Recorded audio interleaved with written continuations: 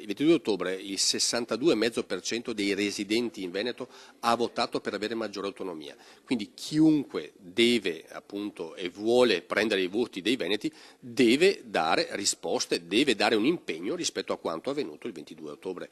Mi auguro e spero che sia una scelta trasversale di tutti i candidati che sono stati appunto messi nelle liste del Veneto, anche da chi è stato messo da fuori Veneto per prendere voti in Veneto. L'appello del Presidente del Consiglio regionale Roberto Ciambetti ai candidati di tutte le forze politiche. Sull'autonomia del Veneto siano presi impegni chiari prima del 4 marzo.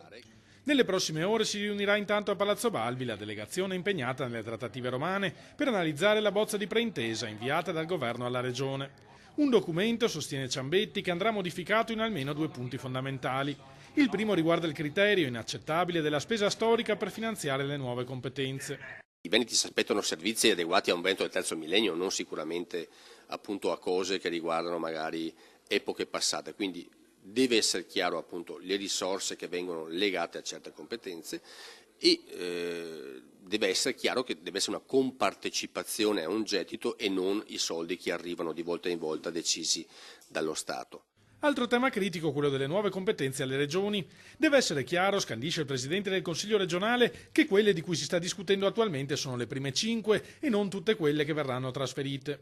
Questo è un inizio, ma deve esserci anche un cronoprogramma per affrontare le altre competenze che mancano rispetto a quelle che abbiamo chiesto.